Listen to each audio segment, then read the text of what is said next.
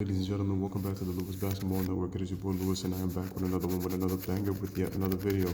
Make sure to subscribe to the channel if you're new. Make sure to like the video. Make sure to share this video. Only helps the channel grow. Truly appreciate it. So I saw last night's game between the Golden State Warriors and the Portland Trail Blazers.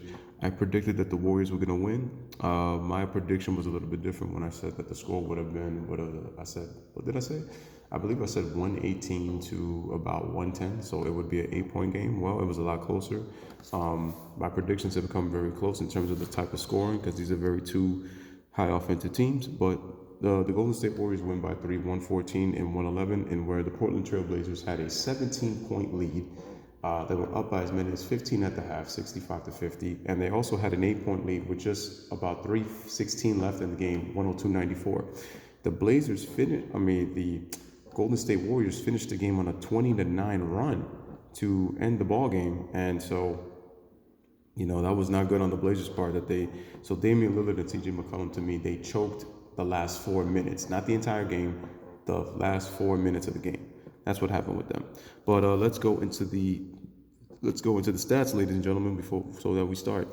So look at this. The Blazers play so well, yet the Golden State Warriors shoot 51%, 42 of 82, with the Blazers getting 4 more shots up. Blazers at 44%, not good. They missed a lot of shots. The Blazers win the three-point battle, so that's a confidence booster heading into Portland. They win. They were plus 27, 18 of 39, 46%. Great. The Warriors were only 31% from the three-point line. Free throws. The Blazers shot 94%, but the Warriors got to the line 9 more times, 21 to 27 and 77.8%. Rebounds. If you're the Portland Trail Blazers, you cannot allow the Warriors to get 2 more offensive rebounds than you, and I'll rebound you by 13, 50 to 37. Just cannot happen. Cannot happen. The Warriors with more assists with the Blazers, 30 to 23. So they were sharing the ball. Did a poor job cutting off their passing lanes. Not enough pressure.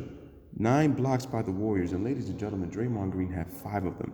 That's how good he was stellar defensively tonight. And Kayvon Looney and Iguodala, their defense was just incredible.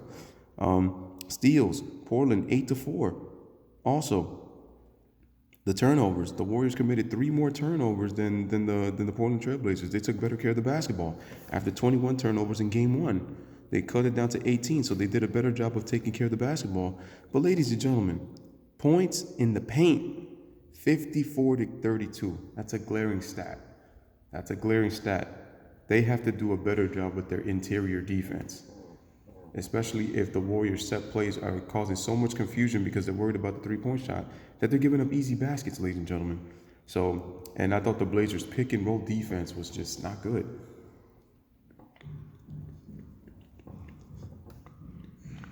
It was not good, and that's also the thing. And I noticed a lot of times with the Blazers would use the pick-and-roll that they would never have their bigs try to do a slip screen so that way it would allow them that, so that when they do trap, it would open up the floor. But the Blazers did a poor job with that. And despite all that, it's like they had a chance to win the game and they did not get it done. Let us go into the stats for the Trailblazers. For the Trailblazers, Maurice Harkless was 4 of 7 from the field, 2 of 2 from the three-point line.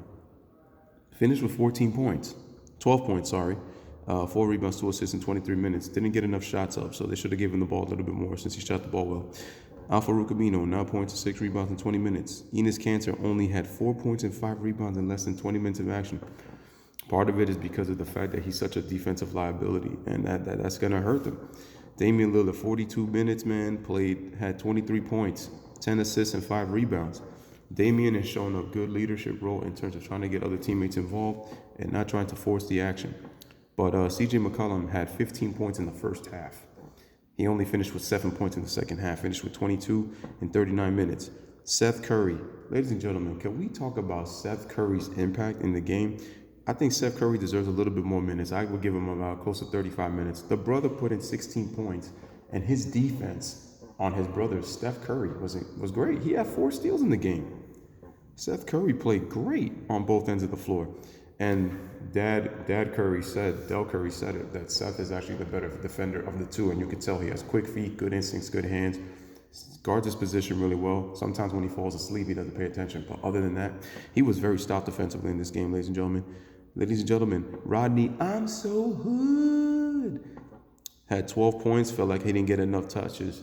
For those people who are saying that Rodney Hood was trash right after that he left LeBron, y'all need to stop. Rodney Hood has always been a baller. The dude averaged 17 a game in the Western Conference with the Utah Jazz, a team that struggles to score. Mind you, ladies and gentlemen, Rodney Hood can ball. You just got to give him touches. LeBron made him into a spot-up shooter. And if people forget that Game 3 of the NBA Finals in 2018, Rodney Hood gave you 15 points. He gave you enough help, okay? He gave you enough help. He said King closes home, and what did the King do? He quit. Simple as that. So people need to stop with this, oh, what has he done since LeBron? I mean, Rodney Hood has had injuries. He really hasn't had opportunities. Look what he's doing with the Blazers. They're giving him opportunities, and he's taking advantage of them. Rodney Hood can ball, ladies and gentlemen, so people need to stop with that nonsense. So, to the Warriors. Draymond Green, a damn near triple-double, 16, 10, and 7. Where I said Draymond was overrated was on the offensive end. But as an overall player, he's one of the more valuable Warriors on this team. The heart and soul, the igniter, the quarterback on the defense, the communicator. Draymond, his intangibles speaks more volumes. And this shows you that how much his intangibles, the I in intangibles, impact the game. Andre Iguodala, the 4 points, 4 assists, and 5 rebounds in 31 minutes would not tell you his impact on the court defensively, especially on that last play with Damian Lillard. Damian Lillard tried to get off with a little push-off at the end of the game. Iguodala was kind of grabbing him a little bit, so I guess it kind of like offset the no call. And Iguodala stripped Dame Lillard up in the air. So played great defense the entire night. Klay Thompson struggled early in the first half, but got it going in the second half. Scored 24 points on 41 minutes. His three started to fall in the second half after just damn nearly breaking everything in the first half. Steph Curry, look at these numbers. In less than 40 minutes, 37 points, 8 rebounds, 8 assists, a damn near triple-double. I don't know where's this thing that Steph Curry doesn't perform in the playoffs. I am going to make a future video on that. I'm going to make a future video on the 2015 NBA Finals and why Steph Curry deserved Finals MVP. I'm also going to make a future video on Kevin Durant's Finals versus Steph Curry's Finals and show you what some of these stats are not telling you in terms of how these players perform. So stay tuned for that. And I'm also going to do a video on LeBron and his defensive selections, all NBA defensive selections. Somebody recommended me to do that, and I will look into that, and I will make sure I get that video out. So shout out to you.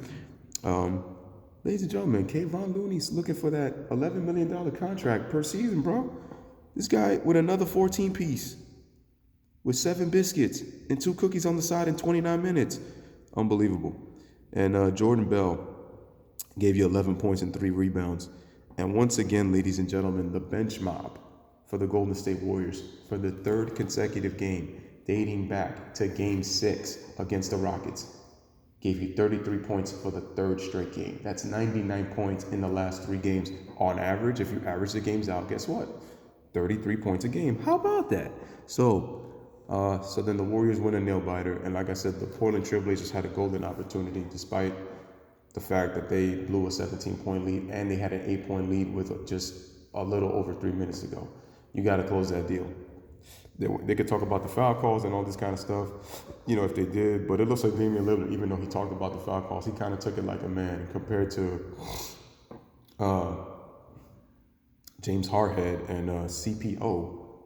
Complaining about foul calls and talking about fair game and all that. And yet they couldn't even take advantage when they had the opportunity when Kevin Durant was out. So BS to those two. And in terms of foul calls. Now I'm talking in terms of BS in terms of when they play the game. I'm just saying BS when they complain about the foul. So get that clear, ladies and gentlemen. But anywho, man, the Warriors go up 2-0 and the old cliche. The Warriors, they did what they were supposed to do. They took care of home court. Well, here's the problem by not winning Game 2. 1, you failed to have the opportunity to get home court advantage because you had 2 games at home. Game 3 this Saturday, 9 o'clock Eastern time in Portland on ABC. But you also give the Warriors a freebie in terms of if you get 1 game, the Warriors are going to make adjustments for the next game. So they're probably going to get one of those 2 in Portland because they're very capable. They've done it before. They didn't do it in the Rockets series in Games 3 and 4 with Kevin Durant, but they won the most important game, and that was the closeout game in Game 6 on the road without KD. So it tells you, with or without KD, the Warriors are capable of winning on the road. They're capable of it. That's the thing, ladies and gentlemen, and that's what Guys have got to understand, man. There's a reason why I call them the Road Warriors. They find a way. They find a way. And so now it's like if the Blazers, they have to win game 3. Because if they don't win game 3, it's over. Even if they win game 4 and they just have this belief that they win game 5, the Warriors are going to pay much more attention. Trust me, because they know what happened last time. So the Blazers are going to have to really pay attention to detail and, show through for game 3. Their pick and roll offense could be better. Their defense on the pick and roll has to be better. They made adjustments, and like I said, they gave the Warriors problems. The way the Warriors were turning the ball over, especially Steph Curry, it almost made it feel like if they had 22 turnovers, but they only ended with 16. So, yeah, they can make some shots, but like I said, they're going to have to play better, and they're going to have to play better once again from the start. You can't allow 39 points in the third quarter to the Warriors, man, when you had them on the ropes up 15, ladies and gentlemen. That's the problem, because they ended the third quarter in a tie after 3 quarters. Cannot be allowing these explosive quarters. And what did I tell you, ladies and gentlemen? The Warriors are the best third quarter team in the NBA for the last 5 years. It's been a given. It's been proven. Simple as that.